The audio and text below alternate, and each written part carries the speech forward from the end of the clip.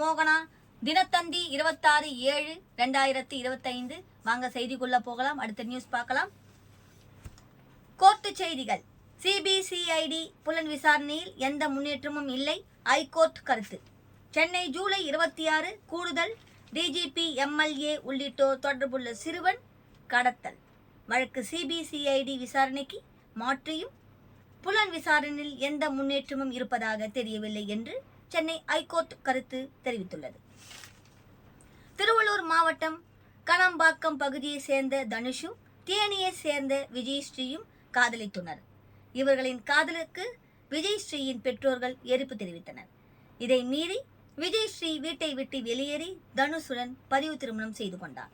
இதையடுத்து விஜயஸ்ரீயின் தந்தை வனராஜா தனது உறவினர்களுடன் முன்னாள் போலீஸ் சப் இன்ஸ்பெக்டர் மகேஸ்வரியின் உதவியுடன் தனது மகளை மீட்பதற்காக தனுஷின் வீட்டுக்கு சென்றார். அங்கு இருந்த தனுஷின் 17 வயது சகோதரரை அவர்கள் கடத்திச் சென்று பின்னர் நள்ளிரவில் மீனம்பாக்கத்தில் இறக்கிவிட்டு சென்றனர். கூடுதல் டிஜிபிக்கு தொடர்பு. இது குறித்து அந்த தனுஷின் தாயார் கொடுத்த புகாரின் அடிப்படையில் திருவேலாங்காடு போலீசார் வழக்கு பதிவு செய்தனர். விஜயஸ்ரீயின் தந்தை வனராஜா, அவரது உறவினர்கள் மணிகண்டன், கணேசன், முன்னாள் சப் இன்ஸ்பெக்டர் மகேஸ்வரி, வக்கீல் சரத்குமார் ஆகியோரை கைது செய்தனர்.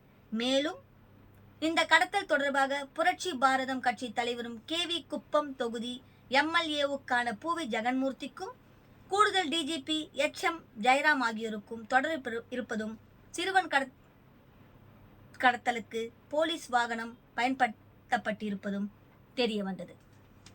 இதையடுத்து கூடுதல் டிஜிபி பணியிடை நீக்கம் செய்யப்பட்டார். பூவி ஜெகன்மூர்த்திக்கு சுப்ரீம் கோர்ட் முன்ஜாமீன் வழங்கியது.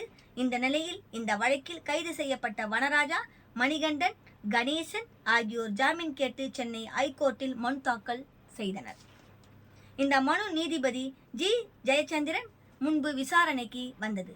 அப்போது இந்த வழக்கில் குற்றம் சாட்டப்பட்டுள்ள முக்கியமான நபர்கள் இன்னும் கைது செய்யப்படவில்லை. மனுதாரர்களுக்கு ஜாமீன் வழங்கினால் புலன் விசாரணை பாதிக்கப்படும் என்று போலீஸ் தரப்பில் வாதிடப்பட்டது. இதை ஏற்றுக்கொண்ட நீதிபதி 3 பேருக்கும் ஜாமீன் வழங்க மறுத்து மனுக்களை தள்ளுபடி செய்து உத்தரவிட்டார். பின்னர் நீதிபதி இந்த வழக்கு சிபிசிஐடி போலீஸ் விசாரணைக்கு மாற்றியும் புலன் விசாரணையில் எந்த முன்னேற்றமும் இருப்பதாக தெரியவில்லை. அரசு இயந்திரம் தவறாக பயன்படுத்தப்பட்டுள்ளதற்கு இந்த வழக்கு சிறந்த முன் உதாரணமாகும். இந்த வழக்கை பார்க்கும்போது நாடு போலீஸ் ராஜ்யத்துக்கு செல்கிறதா என்று உணர்வு ஏற்படுகிறது. இந்த வழக்கில் தற்போது எம்எல்ஏவாக உள்ள அரசியல் கட்சியின் தலைவரும் போலீஸ் உயர் அதிகாரியுமாக சம்பந்தப்பட்டுள்ளதால் போலீசால் நேர்மையான முறையில் விசாரணை நடத்தி உரிய நடவடிக்கை எடுக்க வேண்டும் என்று போலீசாருக்கு எச்சரிக்கை செய்து கருத்து தெரிவித்தார்.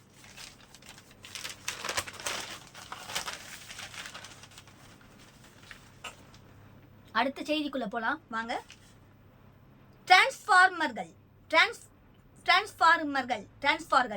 கொள்முதலில் ரூபாய் 397 கோடி முறைகேடு, செந்தில் பாலாஜி உள்ளிட்டோர் பதிலளிக்க ஐகோர்ட் உத்தரவு.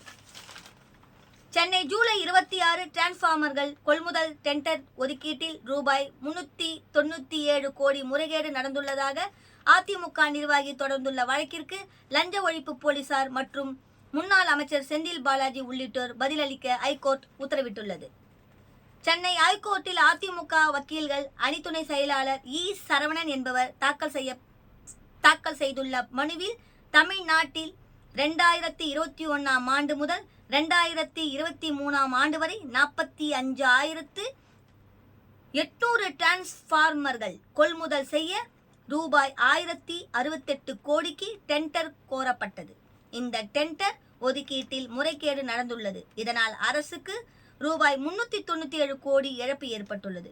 இந்த முறைகேட்டில் முன்னாள் அமைச்சர் செந்தில் பாலாஜி உள்ளிட்டோருக்கு தொடர்புள்ளது என்று லஞ்ச ஒழிப்பு போலீஸ் கடந்த மே மாதம் புகார் செய்தனர். என் புகார் மீது இதுவரை எந்த நடவடிக்கையும் எடுக்கவில்லை, ஆனால் சட்டப்படி நடவடிக்கை எடுத்துள்ளதாக லஞ்ச ஒழிப்பு போலீசார் கூறுகின்றனர். அதே நேரம் புகார் குறித்து என்னிடம் விசாரிக்கவே இல்லை.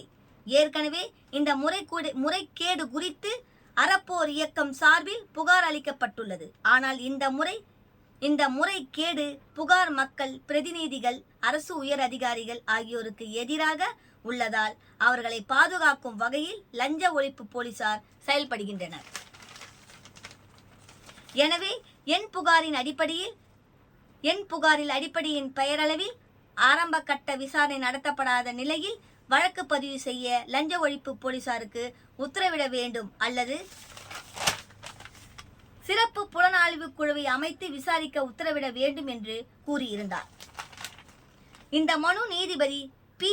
வேல்முருகன் முன்பு நேற்று விசாரணைக்கு வந்தது. அப்போது advocate general P. S. Raman ஆஜராகி ஏற்கனவே இந்த கோரிக்கையுடன் அறப்போர் இயக்கம் தாக்கல் செய்த வழக்கு விசாரணையில் உள்ளது என்றார். இதையடுத்து நீதிபதி இந்த வழக்கறிஞர் லஞ்ச ஒழிப்பு போலீசார் தமிழ்நாடு மின் உற்பத்தி மற்றும் பகிர்மான கழகம் முன்னாள் அமைச்சர் செந்தில் பாலாஜி உள்ளிட்டோர் 4 வாரத்துக்கு பதில் மனு தாக்கல் செய்ய வேண்டும்.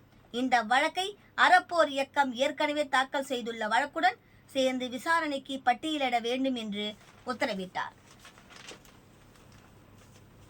கவர்னர் மாளிகை முன்பு பெட்ரோல் குண்டு வீச்சு. பூந்தமல்லி சிறப்பு கோர்ட்டில் டிஜிபி சாட்சியம். அடுத்த நியூஸை நம்ம இப்போ பார்க்கலாம். பூந்தமல்லி ஜூலை 26 பிரபல ரவுடியான கருக்கா வினோத் கடந்த ஆண்டு சென்னை கிண்டியில் உள்ள கவர்னர் மாளிகை முன்பு அடுத்தடுத்து 2 பெட்ரோல் குண்டுகளை வீசினார். அங்கு பாதுகாப்பு பணியில் இருந்த போலீசார் கருக்கா வினோத்தை மடக்கி பிடித்து கிண்டி போலீசாரிடம் ஒப்படைத்தனர். அவரை போலீசார் கைது செய்து சிறையில் அடைத்தனர். அவருக்கு பல்வேறு பயங்கரவாத அமைப்புகளுடன் தொடர்பு இருக்கும் என்பதால் இந்த வழக்கு NIA போலீசாருக்கு மாற்றப்பட்டது. இது பற்றி NIA அதிகாரிகள் வழக்கு பதிவு செய்து விசாரணை நடத்தி வருகின்றனர். இந்த வழக்கு பூந்தமல்லியில் உள்ள தேசிய புலனாய்வு சிறப்பு கோர்ட்டில் நடந்து வருகிறது. இந்த நிலையில் நேற்று வழக்கு விசாரணை கருக்கா வினோத்தை போலீசார் பலத்த பாதுகாப்புடன் பூந்தமல்லி சிறப்பு கோர்ட்டுக்கு அழைத்து வந்தனர். இந்த வழக்கு குறித்து காவல்துறை பயிற்சி கல்லூரி டிஜிபியுமான சந்தீப் ராய் ரத்தோர் பூந்தமல்லியில் உள்ள தேசிய புலனாய்வு சிறப்பு கோர்ட்டில் நீதிபதி மலர்விழி முன்பு ஆஜராகி சாட்சியம் அளித்தார். சுமார் 1 மணி நேரம் இந்த வழக்கு குறித்து அவர் சாட்சியம் அளித்துவிட்டு அங்கிருந்து புறப்பட்டு சென்றார். அடுத்த நியூஸை பார்க்கலாம்.